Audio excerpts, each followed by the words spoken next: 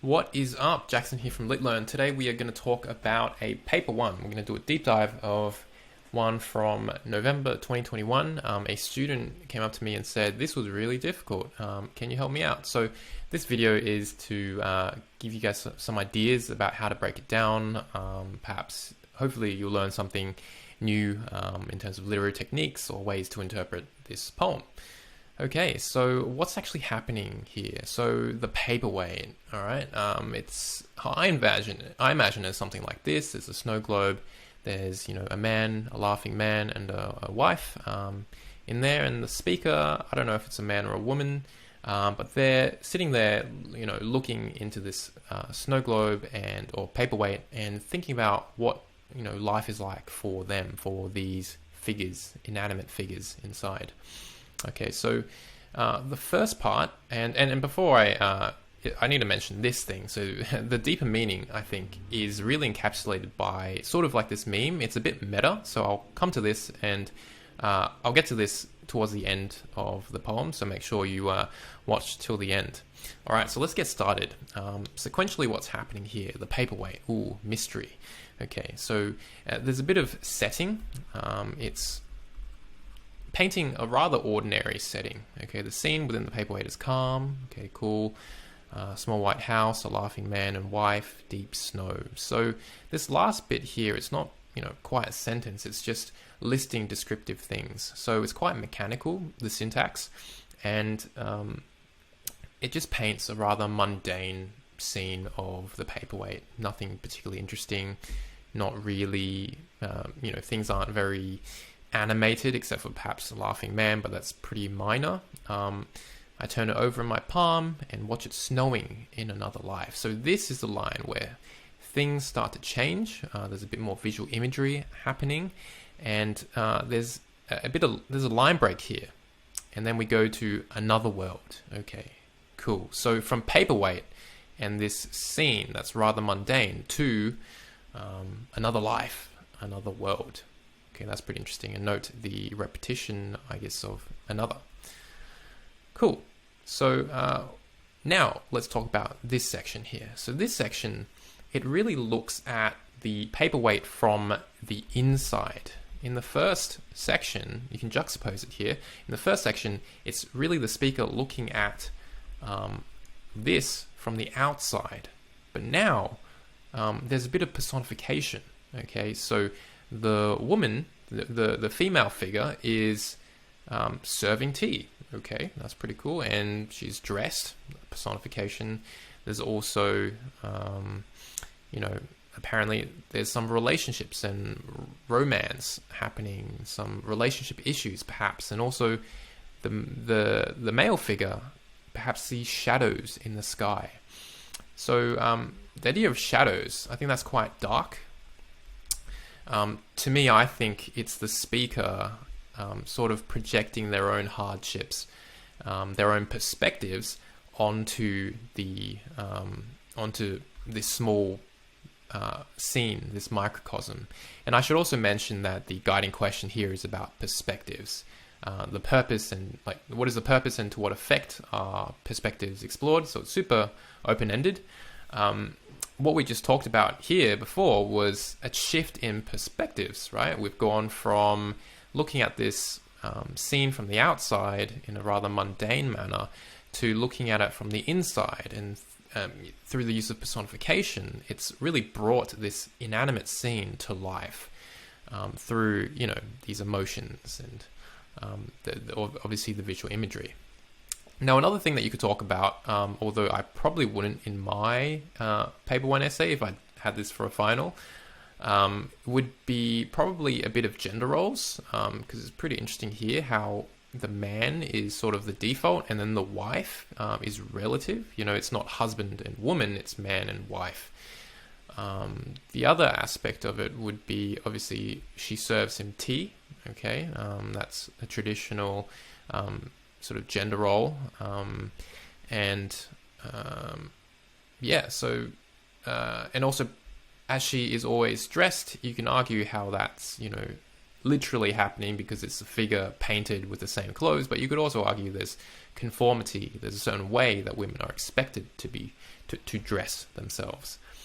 So that relates to the theme of gender roles. All right. What else do we have? The paradox is actually pretty interesting here. I didn't mention that the first go. So in this toy, history, that's quite interesting, right? Notice the diction here of toy. What are the connotations? Toys are, simple things. They are insignificant. They are trivial. They are for fun. Whereas history has very different contrasting connotations. History is serious. Important things happen in history, right? That's how history is made. And so it's almost like a paradox, right? That this toy, this paperweight, which we expect to be mundane, to have nothing in it, to actually have quite a lot in terms of emotions and life within this microcosm of the planet, of the world. So that's pretty cool. You can mention paradox and diction. So that's an interesting one to analyze, because you have to combine multiple techniques together, and that's definitely an advanced skill, which we do teach in Analysis Simplified. Okay, so what else are we going to talk about? I think I also mentioned the idea of shadows in the sky and talking about the way she loves. Remember the guiding question about perspectives. You could talk about perspectives in terms of how the speaker is possibly applying their own perspective in life and their own difficulties on this particular scene, and on the relationship between this man and woman that is actually inanimate. Cool. Great. So this center part of the poem has really constructed the complicated nature, the lively nature of this paperweight, and so it juxtaposes with the simplicity and the mundane nature of it that was established in the beginning, and also suggested by the title. However, we see another shift in perspective here. Okay, so beyond our touch, beyond our lives, they laugh and drink their tea.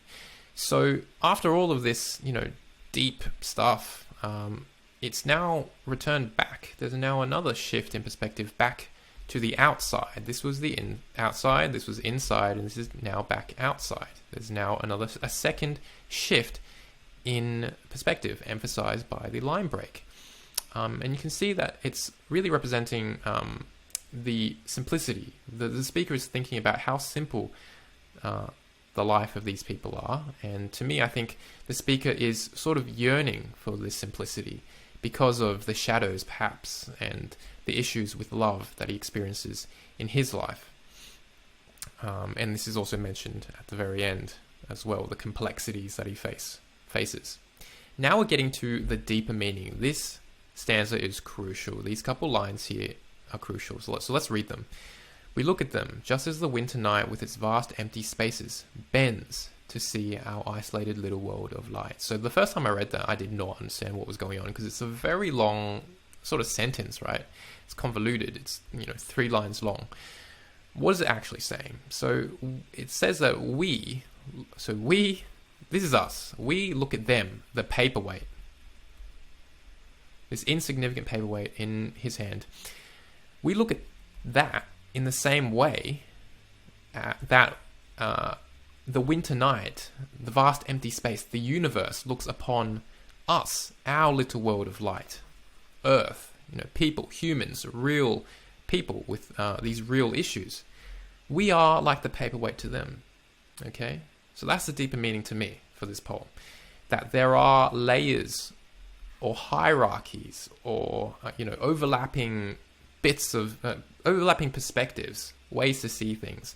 We see them as something small and simple, and then our lives are actually very similar in a way. So there's this parallelism in different perspectives. Okay, and notice the personification here of the winter night. So winter night is a human bending down to look at the insignificant little world of light that is us. okay? And that is reflected also in how we look at this little paperweight. Okay, so also notice the symbol of light and the contrast with night and winter and darkness. I should probably mention the importance of the snow now, right? Of snow, the motif of snow and winter.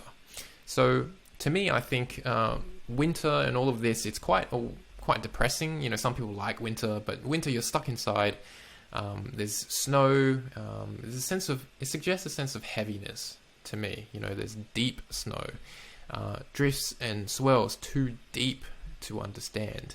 So I think the poet has used the motif of winter and nature to encapsulate the idea of complexity and heaviness and a sense of graveness. You know, it's not like that light, jovial atmosphere that we're looking for. It constructs more like the heavy, gloomy, serious type of voice. All right, let's finish off with a really cool sound technique. Obviously here there is actually visual imagery covered with snow and clouds above it, drifts and swirls too deep to understand. So visual imagery, but I think a much cooler thing that you could talk about would be this C, S, S, C, covered with snow in clouds. Notice how a rhythm is created. It's like a palindrome of, like a cyclic palindrome, repeating sounds, and that just contributes, I think, emphasizes the layers and layers of heaviness and complexity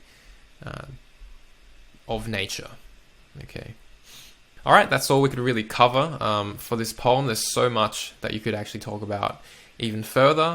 Hopefully the annotations have helped you out and have helped you find things that you might have missed when you analyzed and annotated this poem. All right, so if you liked what you saw, come join the LitLearn Discord, and it's a community where we talk about paper 1, paper 2, all of that stuff, IOs, we give advice to each other, and also feel free to join Analysis Simplified for IB English. It's a course that teaches how to analyze anything to a very high level.